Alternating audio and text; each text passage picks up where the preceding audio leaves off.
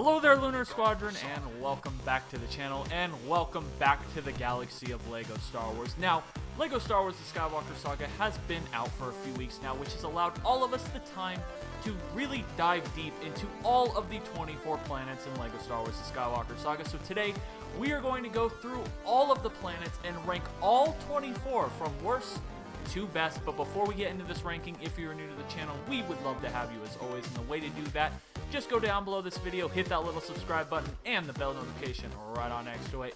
It will notify you every single time that Andreas and I upload the latest and greatest Skywalker Saga content. Now, without further ado, let's go ahead and jump right into the rankings.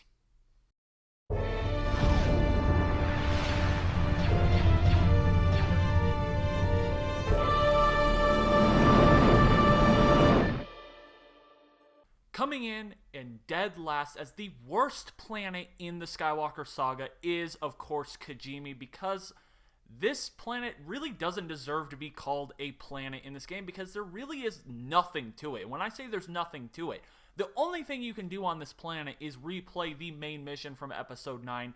This was really a disappointment, Andreas, I gotta be honest with you, because I was really excited to be able to visit Kojimi because this planet gets blown up in Episode 9. However, it appears TT Games did not feel the same way we did because there is, like I said, nothing to this planet. This is really, in my opinion, the only really bad planet in this game. The other 23 are very relative to each other and just really a matter of opinion and how passionate you are about those locations in Star Wars. But Kojimi, man, this is just a bad planet. Coming up next in at number 23 is Dakar. Now, don't get me wrong, I do think the folks over at TT Games did a great job of designing this one. However, I don't think there's a lot that they could really do with Dakar. I mean, the set design for Dakar looks about the same as the set design for Teletubbies. They did the best they could, but really that's all there is to it. There are some great puzzles here and there, but Dakar is Dakar. We know when we're all listing off our favorite planet for the Skywalker Saga, I don't think anybody is going to tell you it's Dakar. This planet dreams of being Yavin, but will never reach anywhere close. It is Dakar, and it comes in at number 23. Coming in our number 22 slot is the planet of Crait. Now, while this planet is much more explorable than the first two planets on this list, that really isn't saying much in regards to the rest of the planets on this list, and to be honest, this planet left a lot to be desired. We feel that if Crait was done very similarly to how Crait was done in Star Wars Battlefront 2, I think it would be higher on this list. However, we also have to take into consideration that when we're making this list, a lot of it has to do with our overall enjoyment of these planets and these locations in the Skywalker Saga, and there are just a lot more planets and locations that we enjoy both in-universe and in this game. While Crait does, like we said, have a lot more to offer than the first two planets, it just isn't one of our favorite locations in this game. So, for those reasons, we're putting it in at number 22. Up next is the Swamp Planet, the Dagobah system.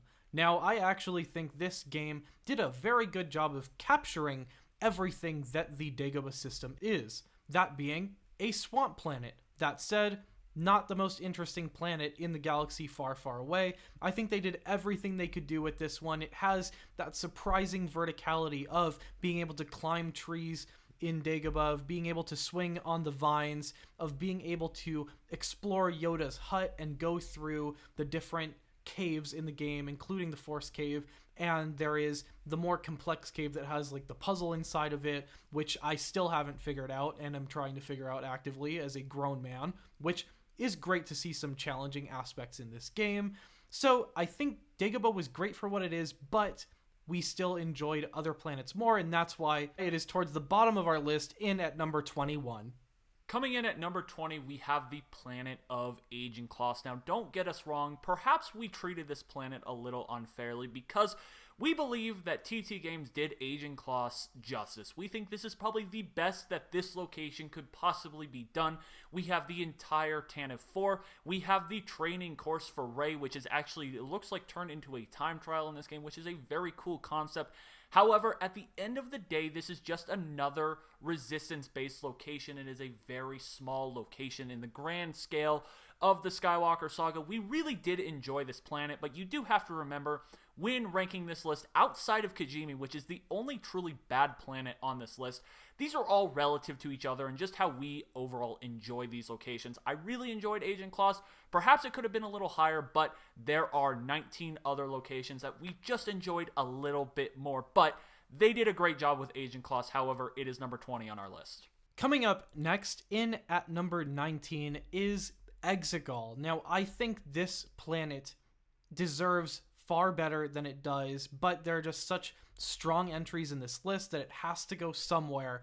I absolutely love the way that the folks over at TT Games decided to portray Exigal in their game. It has everything you could ask of an Exigal. It has the creepy exterior of the Sith Citadel with the lightning all around. You can go all around the Citadel, and then you can go down exactly how you would in the movies using that creepy Sith elevator. You've got those towering statues. You got the entire interior of the Citadel as well. You can go all the way to sitting on Palpatine's throne. So you can do everything you could possibly want to do on Exigal. I think they really did hit this one out of the park. However, this is a very limited location. It's just one location.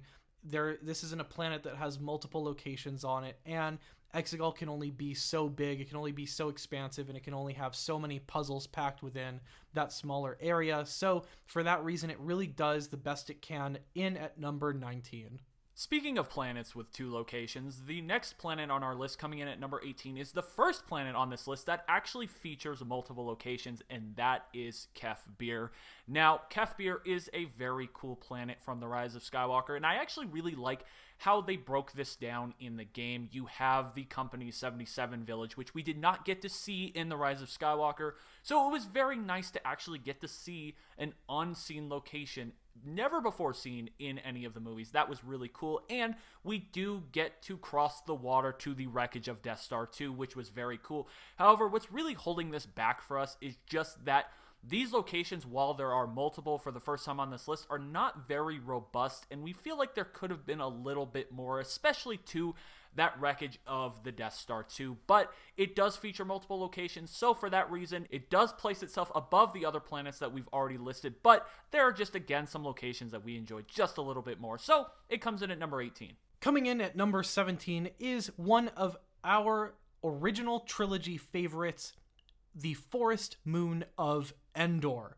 Now, I know Nick just said that our previous entry got as high as it did because it had multiple locations, and one of the main criticisms of Endor is that it is just one location. It is just the Ewok village. However, this is definitively the largest Ewok village in gaming, period. You can't get a better one.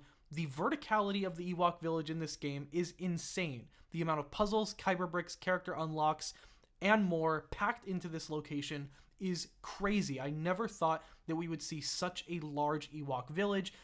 Endor does leave a little bit to be desired, and that's why it's toward the bottom of our list here. We really would love if it had the Death Star bunker. We would love if it had more of the forest floor.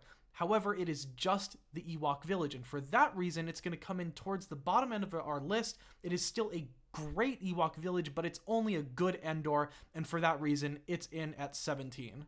The next planet on our list is the planet of Utapau. Now, this is a planet that I actually think has surprised a lot of people who have played this game just by how robust it actually is when you think of the planet Utapau. Now, I know this is a planet that both Andreas and I were very, very curious to see how TT Games would do, just because Utapau doesn't get featured very much when it comes to Star Wars gaming or Star Wars content in general.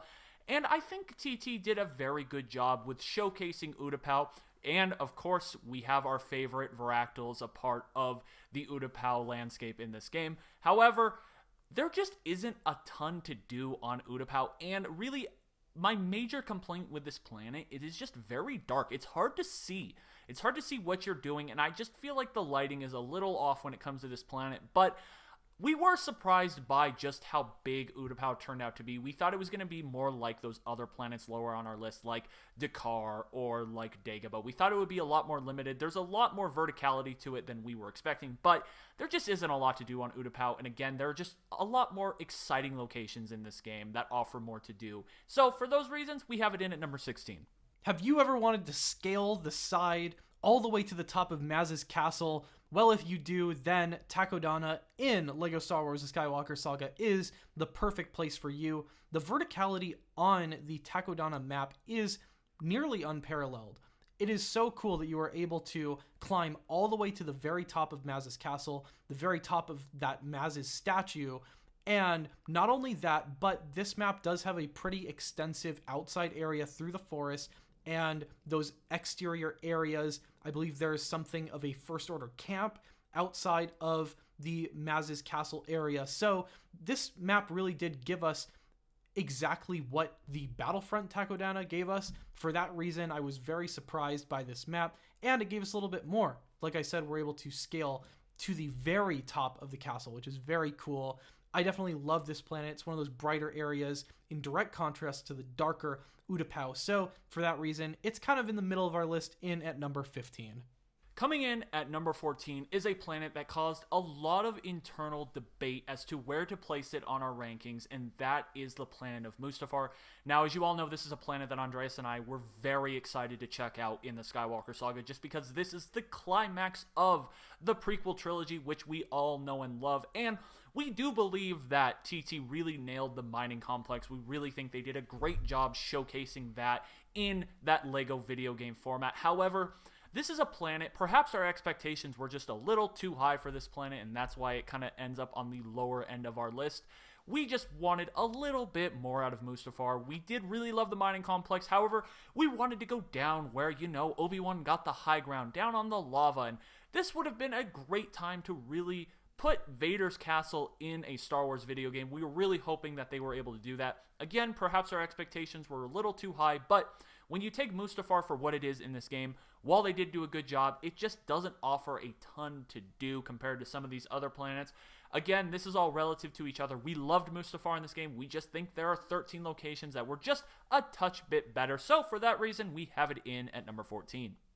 Coming up next at number 13 is Geonosis. Now, what Geonosis has done with the Stalgasson Hive is truly exceptional. However, it is the areas that you can't go in free play that really define its placement on this list. I'm talking about the Petranaki Arena. This is somewhere that I would have loved to go to in free play, go throughout the arena, explore it, but that's not something you're able to do. Also, the droid factory is for the most part locked behind the mission wall in this game. You're going to have to just join in on the droid factory level to explore these areas. You can't do it in free play. For that reason, I do think other areas and other planets in this game were a bit more well thought out in the free play context. For that reason, Geonosis is right in the middle. What it executes well, it does really, really well. However, the things that aren't there are a bit disappointing, so it's right in the middle at number 13. Coming in at number 12 is perhaps the planet that surprised me the most, the planet that I really didn't think I was going to enjoy too much just based off of the way it's been shown off in previous games, namely Battlefront 2. I'm talking about Jakku. Now, Andreas, you know, I was very worried about Jakku in this game, about how TT was going to really pull it off, but I gotta say, I love the execution of Jakku in this game. I think they did a phenomenal job. You have the ship graveyard. You can go to Nima Outpost, which is very well thought out and robust. You can go into a Star Destroyer ruin, which is so cool. And you can go to Tuinal Village, which is just awesome. I love it. I love the vibes of Jakku, the music, everything, the environment. There's a lot to do. There's characters. And not to mention, this is where the Bosk mission starts, is on Jakku. So perhaps I'm a little biased, but I really enjoyed my time on Jakku. Honestly, I could have probably put it a little higher on our list, but I will take our placement of it at number 12. Coming up next on our list, in at number 11, just outside of that top 10 slot, is Hoth. So why does it fall outside of the top 10? I think a lot of people would agree with us that the limitation of the free play Hoth areas to being just Echo Base is what lands us here in at number 11. what they do execute in Echo Base is an incredibly robust Echo Base, perhaps more so than we've seen in gaming ever. However, the lack of the ice caves of Hoth, the lack of the frozen tundras and chasms throughout Hoth in free play is what limits this planet in at that number 11 spot. We absolutely love Echo Base. You can go everywhere from the main hangars into some of the deliberation rooms for the rebellion, into the Tauntaun pens. You can go anywhere you could ever think of. However, it is just Echo Base, and for that reason, we think they could have done a little bit more, and it comes in at number 11, just outside of that top 10. Coming in at number 10 is perhaps a little bit of a controversial pick. However, this is a planet I believe deserves a lot more love than it is getting from the community, and that is the planet of Pasaana. And it's just because of how big and robust it is and how many different areas on Pasaana you can go to. You can go to the Aki village. You can go all the way to where the Vexus Cave is located. You can go into the Vexus Cave. You can go up the ridge to where Bestoon Legacy was. I was really surprised with how big Pasaana actually turned out to be in this game. Again, I thought this was another one of those planets that they weren't going to put much thought into when it comes to the sequel trilogy, and it really shows off just how much potential Kojimi could have had, because they clearly thought out Pasaana, which is part of that episode 9. So I don't know if you can really throw around the excuse that they just didn't have enough time or effort to put Kojimi into this game, because they did so with Pasaana, and I thought they did a really good job with it. So I really like this planet, and for that reason, this one's going to come in our top 10. I really, really loved Pasaana. Coming up next in at number 9 is a planet that I absolutely love in this game. I think they hit this one out of the park. It is the island of Aktu. You're able to go all over the island. It has everywhere that you could possibly want to go in the movies and more. It even incorporates that one village that was in the behind-the-scenes footage for The Last Jedi. Something that never made it on screen in the final cut of the movie made it into this game. That attention to detail. It is that scope that they went for. It is almost a one-to-one scale of the island. They absolutely nailed the scaling of this planet. I love what they did here, and I always enjoy going back to Aktu, even though I don't always enjoy going back to watching The Last Jedi. Take it from me, this is a well-executed planet. I think they hit it out of the park, and for that reason, it's coming in very comfortably in at number 9. When it comes to the planet of Kashyyyk, this is a planet that has been done multiple times in various Star Wars games and has been done very well. And the way that TT Games nails Kashyyyk in LEGO Star Wars The Skywalker Saga, you can just go ahead and add it to the list of great jobs and great iterations of Kashyyyk, because TT Games absolutely nailed Kashyyyk. I love just its overall size, scope, its verticality. Going up those trees is just so much fun. There is so much stuff to find and discover on Kashyyyk. We really did enjoy our time. Perhaps the only thing that is keeping this lower in our top 10 compared to these other planets is I really wish we could have gone over to where the Venator is, just like you can in the Battlefront 2 map. That would have just added just a little bit more to this planet. But without all of that, without the Venator, this is still one of the best planets in this game. So much verticality, so many areas to explore, so much stuff to do. I absolutely love Kashyyyk, which really surprised me because I didn't think I was going to love this one as much as I did. But it comes in at number 8 on our list. Coming in at number 7 is Kamino. The Kamino in this game gives me everything I could possibly want out of a video game simulation from my memory and recollection of watching episode 2. When you land in on that platform, it is that exact feeling that you get of watching episode 2. It really brings me back. And within the cloning facility as well, it has everything you could possibly want. You could go all the way through. You could see the clone cafeteria, for God's sakes. You can see Jango's bedroom. You can go everywhere. And that's not all. It is packed with so many fun puzzles and different little mini games that you can do with all the Kaminoans that this is perhaps the most entertaining Kamino that we've seen in gaming. And I always look forward to coming back here when I'm playing LEGO Star Wars The Skywalker Saga. They did Kamino and the prequels absolute justice with this one. For that reason, it's coming in at number 7. Coming in at number 6 is a planet that we were very excited to check out when it was announced that it would be a part of this game, and one that we thought had a lot of potential, even if it is tied to, and forever will be, The Last Jedi, depending on however you feel about that film. We, of course, are talking about the planet of Cantonica, and I gotta say, this is another planet that we feel that TT Games absolutely nailed. We love going to visit the planet of Cantonica. We think that the streets are so much fun. They're so beautiful. It's just such a beautiful planet. They did a great job with the casino and just the overall vibe of this planet.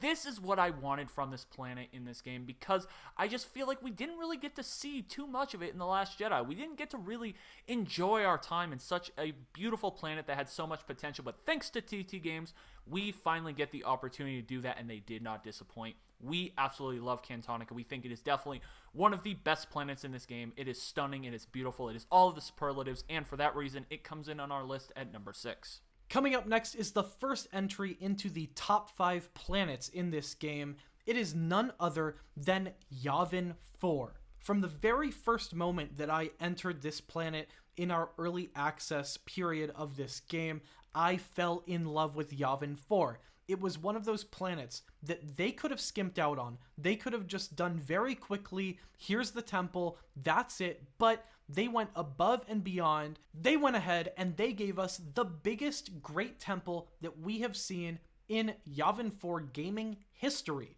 That is an incredible feat, and they didn't just stop there. They didn't just give us, 15 floors of packed content. They also gave us areas in and around that great temple, which really fleshes out Yavin 4, makes it feel a lot bigger than it ever was in the movies. For that reason, it earns its spot in at number 5 on our list. Now, as you all know, Bespin is a planet that I absolutely love when it comes to the Star Wars universe. It is just a beautiful, robust planet that really captures the essence of what it means to be a part of Star Wars, and I am so happy to report that Bespin makes our top 5 planets in this game. It comes in at number 4 because TT Games did a phenomenal job with capturing what Cloud City and Bespin are all about. This is by far the best that Cloud City has ever been done in a video game. I love this. Just go run around Bespin and just take it all in. Take in that main courtyard, the verticality of it, the different levels, all of the Kyber Bricks and different things you can do, characters you can unlock. You can even go inside some of the buildings which other planets don't all offer. The only thing that is really holding this planet back for both of us, I think, is just the fact that you can't go to the Carbonite Freezing Chamber outside of the main levels. It is only available in that main level, not in free play, which was a little disappointing just because we had some plans for that location. But regardless of that, this is still a fantastic planet, definitely one of the 5 best planets in this game. It is just beautiful, stunning, and offers a ton to do. Really enjoyed Bespin, and I know we haven't been talking about it, but the main levels that take place on Bespin in The Empire Strikes Back are a ton of fun. So I just really love Bespin, and for those reasons, it comes in our top 5 at number 4.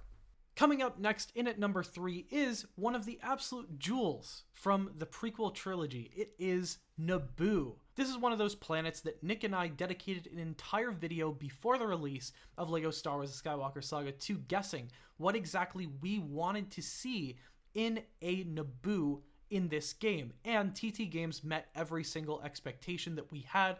Aside from perhaps including the Great Grass Plains in the free play mode, they nailed everything that we could want from Naboo. They gave us Otogunga, they gave us Theed, they gave us the Theed Palace, they gave us the Plasma Refinery Complex and the hangar area. Now I know you can't go into that Plasma Refinery Complex unless you go into the actual main story mission. However, the fact that you're able to go from the Theed Palace all the way down through the courtyard to the Triumphal Arch and every rooftop in between gives us the most robust Theed we have ever seen. That's right, Battlefront, take that.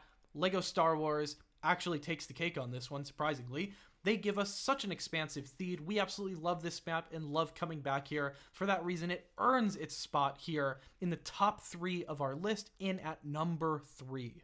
Coming in at number 2 is by far our favorite planet in the Star Wars universe, and that is the planet of Coruscant. However, it comes in at number 2 on our list for the best planets in LEGO Star Wars The Skywalker Saga. Now, while Coruscant does feature both the Federal District and the Uskru District, there are just a couple things that are holding it back from being number 1. Namely, in the Federal District, we just wish that the Jedi Temple was a little bit more robust and there was a little bit more to do, and we feel the same way about the Senate building. However, the Central Federal District location, they absolutely nailed. That is by far the shining highlight of Coruscant in this game. They really did a great job of that. Really alive, just a ton of stuff to do. Vehicles, characters, Kyber Bricks, all of that you can get in that main Central District. And we also believe that the Uskru District was done very well. However, there are some performance issues that we don't really see as badly in some of these other locations that really just kind of hold it back. We think they did the Uskru District very well. It is a lot more vertical than we ever would have expected. We were honestly expecting it to just maybe even be just a simple corridor like we had seen from earlier on in the trailers. We didn't expect it to be this big, but TT Games surprised us, and we even got Dex's Diner. There are so many cool and iconic locations to visit on Coruscant. However, there are, just like we said, a handful of things that kind of hold Coruscant back from being in our number 1 spot. And the planet that we have coming in at number 1, you can tell that TT dedicated most of its time to this planet. It is by far the most well thought out and most robust planet in this game, and Coruscant just can't quite hit that level. But we absolutely love Coruscant, and we absolutely love the way that TT Games did it in LEGO Star Wars The Skywalker Saga. As much as I would have loved to say that our number 1 planet is Coruscant, given that that is both of our favorite planets in Star Wars, period, we have to tip our caps to TT Games for making an absolutely unparalleled Tatooine in this game. For that reason, Tatooine comes in that number 1 spot because it gives us 3 independent locations, each of which in their own right are bigger than some entire other planets in this game. Mos Eisley is the most comprehensive and expansive Mos Eisley we have seen in gaming, period. You have multiple hangars, you've got all of the rooftops that you can explore, there's even a tower in the center that you can climb all the way to the top of, you can go all the way down to the Mos Eisley Cantina, droids are stopped at the door, you can go say hi to Fagrin Dan, you can order a freaking blue milk at the counter. Okay, well, you can't do that, but you can do pretty much everything you want to do across Mos Eisley, and that's not all, guys, because you have an incredibly expansive Mos Espa, which is an incredibly expansive version of this city that we've never seen in gaming to date. You can go across this city, explore all of its rooftops. It is packed to the gills with fun puzzles and activities to do. You can go all the way down to the slave quarters or volunteer quarters and visit Anakin's house. You can go all the way to the other side of the city, climbing from rooftop to rooftop as you explore Mos Espa like we've honestly never seen it before. I love this city. It is one of those incredibly large locations in this game that is larger than most other planets in this game. But that's still not all that Tatooine has to offer, because it gives us an incredibly expansive Jundland Waste. Do not sleep on the Jundland Waste location in this game on this planet, because it has everything from the Lars Skywalker homestead all the way down to the Jawa village, something that we've never seen in the movies, but they took out of concepts from the film and put into this game before our eyes. You can go all the way down to Jabba's palace. The one ding that we have for this planet is that you cannot explore Jabba's palace in free play, but the fact that they still put it there in free play so that it feels like a grounded location, so that you can go in and around and even scale the side of Jabba's palace, is such a cool feature. You've got the Sarlacc pit right outside. Tatooine was just done to such a degree that it is so very much the pinnacle of the Skywalker Saga. They put so much thought and effort and time into Tatooine. For that reason, it very much earns its spot in at number 1 on our list. Alright guys, there you have it. There is our ranking for all 24 planets in LEGO Star Wars The Skywalker Saga. Let us know down below what you agreed with, what you disagreed with. Just remember, the only bad planet in this game is Kojimi. The other 23 planets are very well done. They each offer their own individual flavor to this game. We love all 23 of them. However, they just had to be put in some order. But Kojimi is the only one that we're really disappointed in, just because, come on. It's not even in this game. It shouldn't even be on the galaxy map. But let us know down below in the comments what your favorite planet is, or perhaps what your least favorite planet is, or even give us your top 5. And if you're feeling crazy, give us your list of all 24 planets. We would love to read through all of those. Anyway, guys, that is going to do it for us for this one. Thank you all so much for watching. And as always, we will see you all next time.